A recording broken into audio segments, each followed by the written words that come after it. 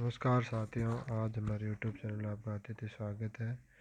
और आज हम पढ़ने वाले महत्वपूर्ण अनुच्छेद जो पॉलिटिकल सिस्टम है, एक रिवीजन टाइप मान सकते हैं आप, जिसमें अपन 1 से लगाकर 395 जो कि टोटल हमारे ये है अनुच्छेद, उनको हम पढ़ेंगे। चलो स्टार्ट करते हैं बिना किसी टाइम वेस्ट के। तो अनुच्छेद 1, हमारे संविधान में कुल मिला के अनुच्छेद कितने हैं? 395 अनुच्छेद है।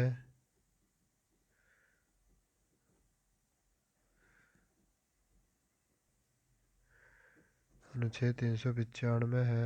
मूल संविधान में भी थे, अब लगभग 495 से ज़्यादा हो गए संशोधन करने के बाद। और हमारी अनुसूचियाँ वर्तमान में 12 अनुसूचियाँ हैं, पहले 8 थी।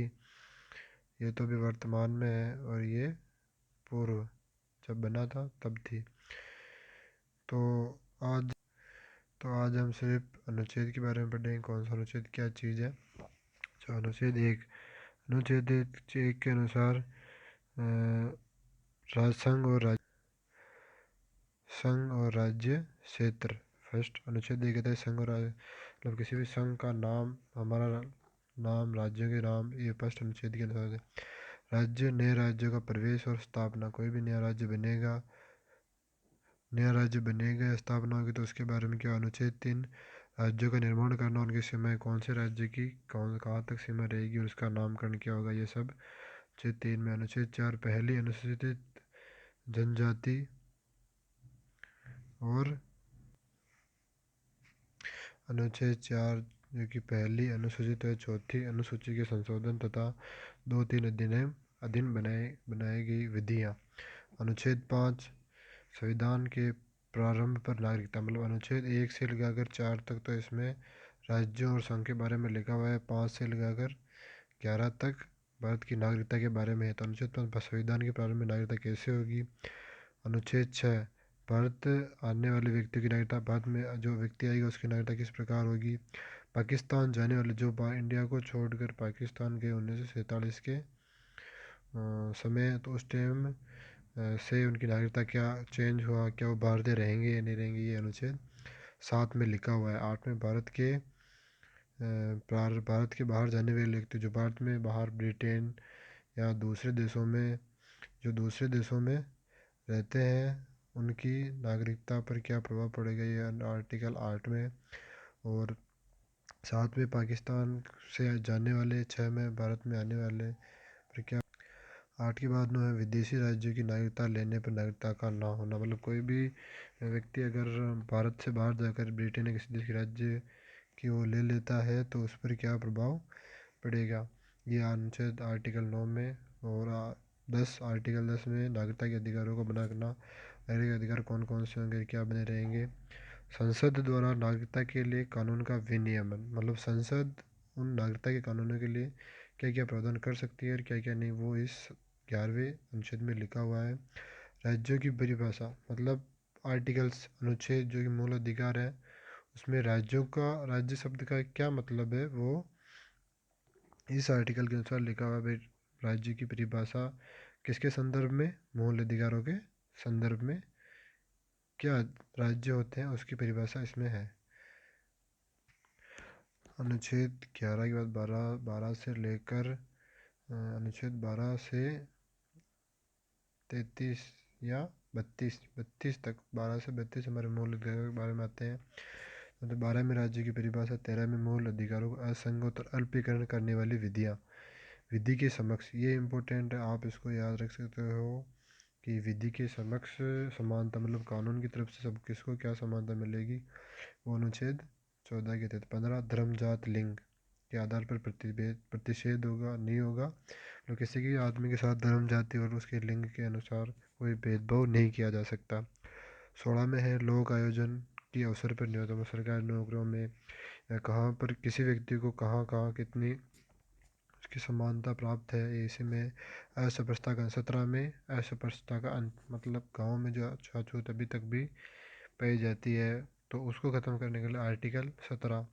18 उपाधियों का अंत, मतलब ये एक तो 14, एक 17, एक 18, ये मेन इंपॉर्टेंट है, अधिकतर प्रश्न में यही पूछे जाते हैं, तो आप इनको अच्छी तरह से तैयार कर लेना। 16 19 है वाक की स्वतंत्रता। 19 में हमारे 6 अधिकार दर्शाए गए। 6 मूल अधिकार अलग होते हैं। 6 मूल अधिकार जो कि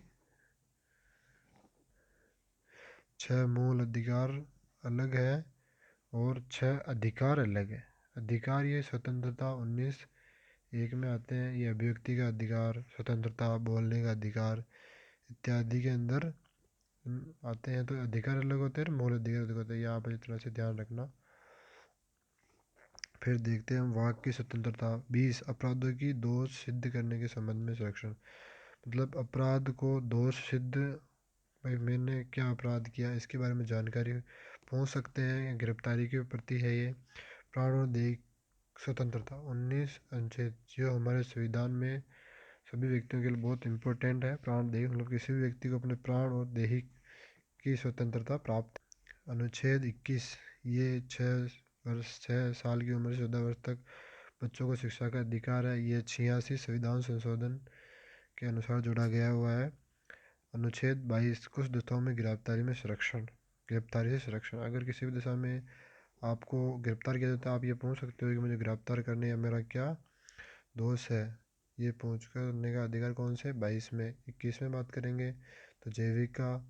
और अगर हम बात करें 20 तो अपराधों की दोष सिद्ध संरक्षण और शिक्षा का अधिकार। शिक्षा का अधिकार है 21(a) या क्या बोल सकते हैं 22 में। 23 में अनुच्छेद 23 मानव के दुर्व्यवहार या बाल श्रम पर रोक। बाल श्रम नहीं होना चाहिए। मनुष्य के साथ दुर्व्यवहार, मनुष्य का दुर्व्यवहार नहीं किया जा सकता। यह अनुच्छेद 23 के अनुसार। 24 कारखानों में बालकों का नियोजन प्रतिशत। कारखानों में कितने उम्र तक के बच्चों को लगाया जा सकता है या कौन कितनी उम्र से कम बच्चों को लगाने पर उनका कानूनी कार्रवाई हो सकती है। यह अनुच्छेद 24 कहता है। 25 अंतःकरण और धर्म के आचरण और प्रचार की स्वतंत्रता। मतलब कोई व्यक्ति अपना धर्म और उसकी जो भी पूजा पाठ या उसका तरीका है उसको भली प्रकार रूप से उसका प्रचार और प्रसार कर सकता है। 26वां है धार्मिक कार्यों के प्रबंध की स्वतंत्रता। मतलब कोई भी अपने धार्मिक कार्यों को प्रबंध नहीं बाधित नहीं किया, तुम्हें इस धर्म का कार्य करना होगा, अपनी इच्छा अनुसार किसी धर्म का कर सकता है। अनुच्छेद 29 अल्पसंख्यक वर्गों का हितों का संरक्षण। मतलब जो माइनॉरिटी वाले पीपल्स होते हैं उनको किस प्रकार संरक्षण पता है। भारत आप जानते हो यहाँ सभी प्रकार के धर्म और जातियों रखा जाता है और कोई भेदभाव नहीं किया जाता। तो ये आर्टिकल 29 के तहत है। और आर्टिकल 30 शिक्षा संस्थानों की स्थापना प्रशासन करने के अल्पसंख्यक वर्गों का अधिकार। वो अल्पसंख्यक व्यक्ति अपने अधिकारों के तहत या अपनी माइनॉरिटी को बचाने या अपनी संस्कृति को बचाने के प्रशासन में शिक्षा संस्थाओं को स्थापना कर सकता है। जैसे आप अभी जो मोमडनों के या हमारे मुसलमान भाइयों के आप देख सकते हो मदरसा स्थापित है जहाँ उन्हें अपनी संस्कृति को बचाए रखने का पूर्ण अधिकार है आर्टिकल 29 के तहत। आर्टिकल 32 कहता है हमारे अधिकारों को प्रयुक्त करने के लिए उपचार। जब ये सबसे इम्पोर्टेंट है। Doctor B.R. अम्बेडकर के अनुसार इसे संविधान की क्या कहा गया है, आत्मा कहा गया है, क्योंकि ये संविधान है जो हमें अपने 6 मौलिक अधिकारों की रक्षा करता है। और अगर हमारे मौलिक अधिकारों का हनन होता है तो हम न्यायालय में या सुप्रीम कोर्ट यहाँ पर अपनी याचिका दायर कर सकते हैं। अनुच्छेद 32 के बाद जो 33 और 34 और 35 है ये सेनाओं से संबंधित है। सेना में भर्ती होने पर अभी कौन कौन से मूल अधिकारों को कितनी रोक लगाई जा सकती है। या 33 34 35 में अब 36 है परिभाषा। अब किसकी परिभाषा, ग्राम पंचायत या जो DSP आएंगे मतलब राज्य नीति निर्देशक तत्व, ये 37 से स्टार्ट है। इनकी परिभाषा राज्य के रूप के संदर्भ में क्या होगी। इनमें कुछ मेन पॉइंट देखेंगे। जैसे 36 में परिभाषा, 40 में ग्राम पंचायतों का गठन होगा, 48 में कृषि और पशुपालन संगठन पर कार्रवाई की जाएगी। अनुच्छेद 48 का यानी 48 ये वन पर्यावरण वन और वन्य जीवों की रक्षा करना हर भारतीय का एक मतलब धर्म है। और इसे DSP मतलब नीति निर्देशक तत्व में जोड़ा गया है जिनको राज्य कल्याणकारी कहते हैं। अगर किसी राज्य को कल्याणकारी बनाना तो इन जिसका का पालन होना चाहिए। इनका कोई बाध्यता नहीं भी आपको करना ही पड़ेगा, अगर किया जाए तो वो एक बहुत अच्छी बात होती है, एक संपूर्ण कल्याणकारी राष्ट्र का निर्माण होता है। 49 राष्ट्रीय स्मारकों स्थानिक वस्तुओं का संरक्षण करना।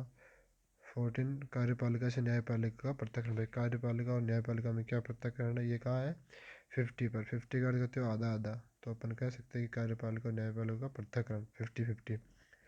अब सबसे इम्पोर्टेंट आ रहा है 51 अंतर्राष्ट्रीय शांति और सुरक्षा। अंतर्राष्ट्रीय शांति और सुरक्षा का किसके ऊपर रहेगा, ये 51 के अंदर है।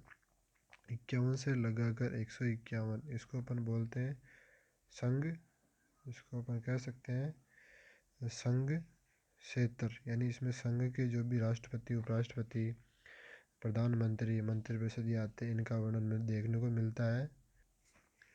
तो अनुच्छेद 51 का जो कि मूल अधिकारों से संबंधित है, तो 51 से लेकर 151 तक आप समझते हैं कि संघ सरकार का ही के बारे में वर्णन किया है। संघ सरकार के अंदर राष्ट्रपति, प्रधानमंत्री इत्यादि होते हैं। तो 51 में देखते हैं मूल कर्तव्य। 51 हमारे मूल कर्तव्य जोड़े गए हैं। जिस प्रकार हम मूल अधिकारों को कहते हैं कि हमारे मूल अधिकार है, उसे हमें यह भी देखना चाहिए कि हमारे मूल कर्तव्य भी, अगर हम मूल कर्तव्य, मूल ड्यूटी को पूरी करेंगे तो मूल जो हमारे फंडामेंटल राइट्स है वो हमें प्राप्त होंगे। ये एक चीज़ होनी चाहिए, जब मूल कर्तव्य होंगे तभी मूल अधिकार होने चाहिए। ऐसे जो तो हमें अपने भारतीय होने के नाते मूल कर्तव्यों को आसानी से निभाना चाहिए। 52 यहाँ से आपकी बहुत इंपॉर्टेंट है। 52 राष्ट्रपति से संबंधित, भारत का एक राष्ट्रपति होगा। 53 में संघ का कार्यकालिक शक्तियाँ, उसी के पास सारी कार्यपालिक शक्तियाँ होंगी। 53 54 पे अपन चुनेंगे कैसे राष्ट्रपति का, जो आएगा वो आएगा निर्वाचन से। चलो ठीक है, निर्वाचन से तो आएगा कौन से, उसकी नीति क्या होगी, वो हो गया 55। राष्ट्रपति की नीति कौन सी होती है आप बता सकते हैं, कमेंट में बताइए, फिर मैं आपको बताता हूँ। अब भारत की निर्वाचन की रीति, और 56 में अगर चुन के आ भी गए तो उनकी पद अवधि क्या होगी, मतलब वो कहाँ से कब तक राष्ट्रपति रहेंगे नहीं रहेंगे, इसके बारे में है। और 57 पुनर्निर्वाचन पत्र, अगर माना कि राष्ट्रपति चुन के आ गए या नहीं आए, तो नहीं आए तो क्या करना पड़ेगा, नहीं आने की स्थिति में पुनर्निर्वाचन करते हैं, ये 57।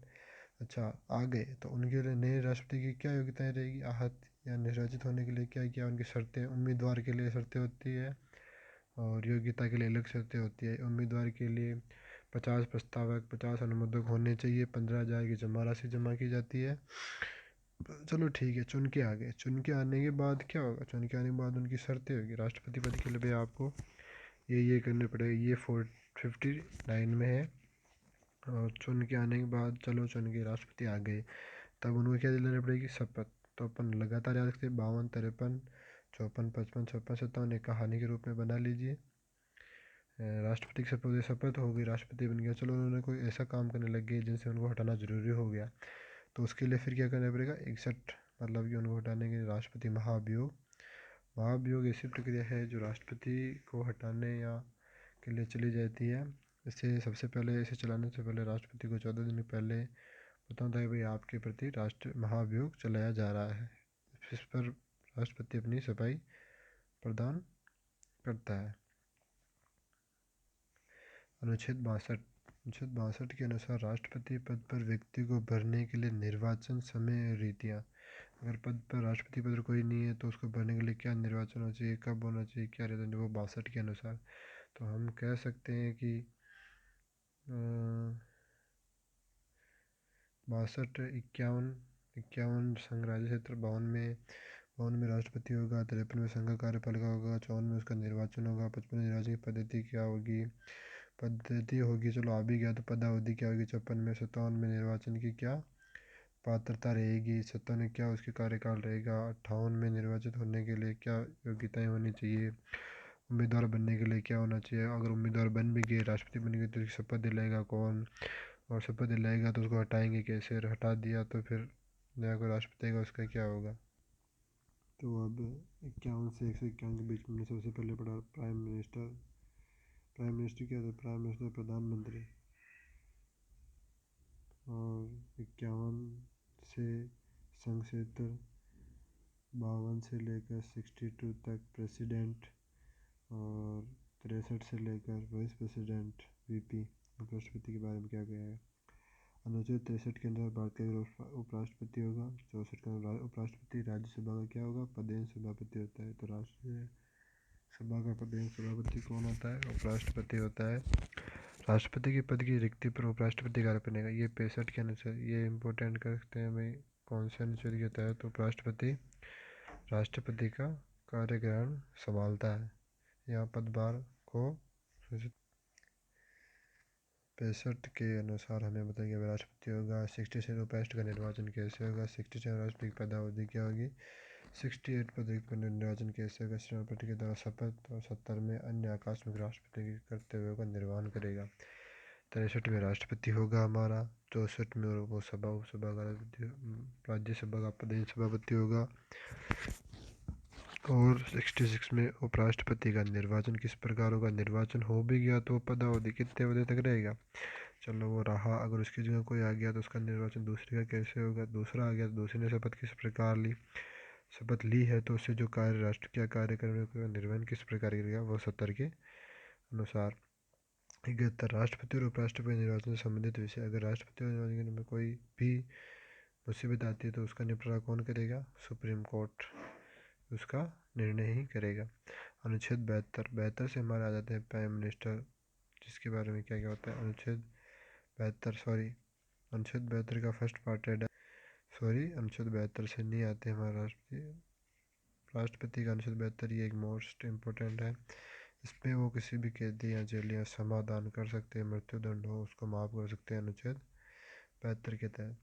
और अनुच्छेद 73 संघ की कार्यपालिका शक्ति का विस्तार, मतलब कार्यपालिका में कौन आता है? प्राइम मिनिस्टर या मंत्री परिषद, उसका किस प्रकार विस्तार होगा नहीं होगी? 73 के अनुसार। 74 में राष्ट्रपति को सलाह देने के लिए एक मंत्री परिषद होगा। 74 से स्टार है हमारे प्राइम मिनिस्टर PM, तो अपन लिख सकते हो 74। आप याद सकते हो PM का मतलब भी 74 समझ सकते हो। अनुच्छेद 74 से है कौन? PM।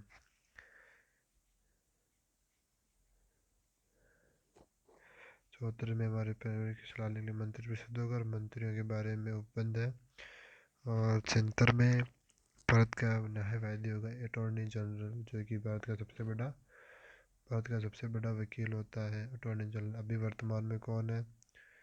वर्तमान में आप बता सकते हो, वर्तमान में कमेंट में बताइए या मैं बताता हूँ।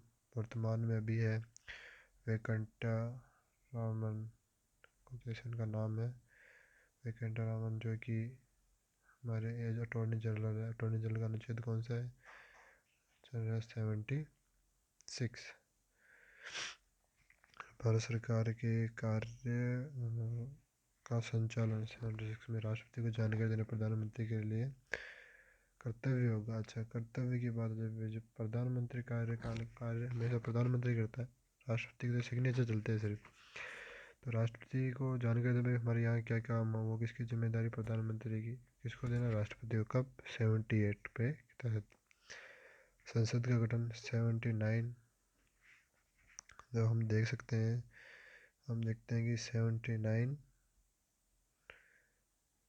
80 और 81, इसको ला, इसमें होगी हमारी संसद, इसमें राज्यसभा, इसमें लोकसभा। तो इसको सरला से याद रख सकते हो आप, 79। ठीक है, संसद गठन होगा, राज्यसभा की गठन और लोकसभा, है ना। ये कम्प्लीटली आपको याद हो गया होगा मेरे हिसाब से। इसी प्रकार हम देखते हैं 81, लोकसभा की संरचना किस प्रकार होगी, संसद के सदनों की अवधि क्या होगी, सदस्यों की लाहर्ता, संसद का सत्र साधारण विघटन कब होगा। 85 के अनुसार क्वेश्चन हो जाए, संसद का सत्र अवसान या विघटन कब होगा। 85। 87 राष्ट्रपति का विशेष अभिभाषण किस प्रकार होगा। 88 में सदनों के बारे में मंत्री और महान्यायाधीश के अधिकार क्या है। 89 राज्यसभा का सभापति और उपसभापति होगा। अच्छा, राज्यसभा का सभापति होगा, उपसभापति किस अनुच्छेद में। 89 में। एक का अंतर, तो राज्यसभा के 2 आदमी, है ना। और 90 में है उपसभापति का पद रिक्त हो जाने पर, मतलब कि राष्ट्रपति नहीं होने पर क्या होगा राज्यसभा में। उपराष्ट्रपति वाइस प्रेसिडेंट। 91 सभापति के कर्तव्यों का पालन और शक्तियों का निर्वहन। 92 सभापति और उप सभापति को पद हटाने का संकल्प विचाराधान है, उसका पीठसान होगा नहीं होगा। 93 लोकसभा का अध्यक्ष उपाध्यक्ष। तो 93 और आप देख सकते हो लोकसभा का कहाँ है, हाँ 89 राज्यसभा के अध्यक्ष और उसकी बात की जा रही है। 98 और 93, 89 और 93 अध्यक्षों की बात की जा रही है। उन्हें क्या अध्यक्ष होगा या उपाध्यक्ष कौन होगा। 94 अध्यक्ष और उपाध्यक्ष का रिक्त पद होने पर क्या होगा। अध्यक्ष की कर्तव्य और कृतियाँ क्या। 95 में अध्यक्ष उपाध्यक्ष को पद हटाने से संकल्प हो तब उसका पीठासन कैसे होगा। सभापति उपसभापति तथा अध्यक्ष उपाध्यक्ष के भत्ते। संसद का सचिवालय। संसद द्वारा शपथ का प्रतिज्ञान। संसाधन प्रति मतदान रिक्तियों के होते हुए भी सदनों के कार्य करने की शक्ति और गणपूर्ति। तो आपको थोड़ा तकलीफ होगी पर हमें जल्दी चलना होगा। 395 छेद है और ये वीडियो सिर्फ एक रिवीजन के लिए बनाया गया है, तो हमें थोड़ा फास्ट चलना होगा। मोस्ट इम्पोर्टेंट होगा मैं बता दूंगा बाद में आपको। अनुच्छेद आर्टिकल 108 कुछ दशाओं में दोनों सदनों की संयुक्त बैठकों की संयुक्त बैठक। 108 धन विधेयक संबंध। 119 110 धन विधेयक की क्या परिभाषा है। विधेयकों की अनुमति, विधायकों की अनुमति, वार्षिक वितरण बजट का कहाँ। 112 अटैक्स प्रक्रिया के नियम। 120 संसद में प्रयोगों की जाने वाली भाषा। संसद में प्रयोग कौन सी भाषा होगी। संसद में विश्रांति फलों में राष्ट्रपति के अध्यादेश जारी कैसे कर सकता है। ये 123 बहुत इंपॉर्टेंट है। उच्चतम न्यायालय की स्थापना और गठन। 124 125 में न्यायाधीशों का वेतन। 126 कार्य मुख्य न्यायमूर्ति और नियुक्त कौन होगा। सुप्रीम कोर्ट या हाई कोर्ट के न्यायाधीश कौन होंगे। 127 तदर्थ न्यायमूर्ति की नियुक्तियाँ। 128 सेवानिवृत्त न्यायाधीशों की क्या उपस्थिति कहाँ उपस्थिति होगी। उच्चतम न्यायालय के अभिलेख न्यायालय होना। उच्चतम न्यायालय का न्यायालय होना। उच्चतम न्यायालय का स्थान क्या है। उच्चतम न्यायालय की आरंभिक अधिकारिता निर्णय और आदेशों को। ये एक रिवीजन के लिए कोई इंपॉर्टेंट नहीं, इंपॉर्टेंट क्वेश्चन बता दूंगा आपको। 143 उच्चतम न्यायालय से परामर्श करने की राष्ट्रपति की सम्मति। 140 उच्चतम न्यायालय से परामर्श करने की राष्ट्रपति की शक्ति। 143 उच्चतम न्यायालय से मतलब कि सुप्रीम कोर्ट से परामर्श कुछ भी ले सकता है, वो किसकी शक्ति है। राष्ट्रपति की शक्ति पे वो किसी भी मुद्दे पर परामर्श ले सकता है, भाई इस कार्य में क्या किया जाए, इस केस में क्या हो सकता है, ये सब 143 के तहत। 144 सिविल एवं न्यायिक अधिकारियों द्वारा उच्चतम न्यायालय की सहायता। 148 CAG अभी वर्तमान में कौन है। वर्तमान है गिरीश चंद्र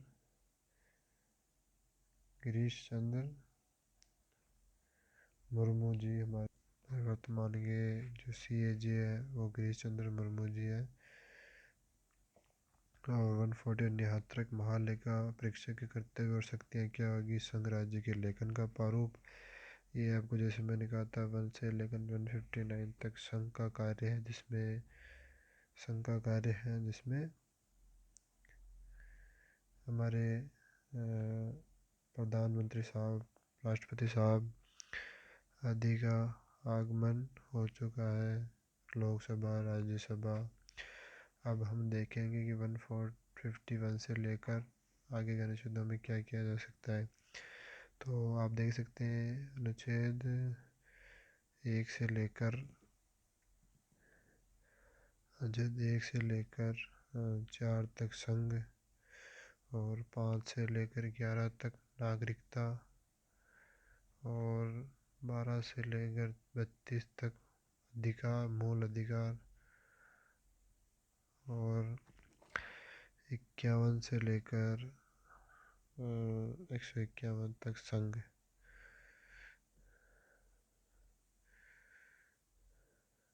151 तक हम आपको और इम्पोर्टेंट बताते जाएंगे क्या है क्या नहीं। 153 से आ जाते हैं राज्यों के राज्यपाल। राज्यपाल भी एक राज्यों के राष्ट्रपति के समान काम करता है। केंद्र लेवल पर राष्ट्रपति और राज्य स्तर पर राज्यपाल दोनों का समान कार्यकाल होता है। वहाँ होता है प्राइम मिनिस्टर। इस प्रकार यहाँ होता है राज्यों में होते हैं मुख्यमंत्री का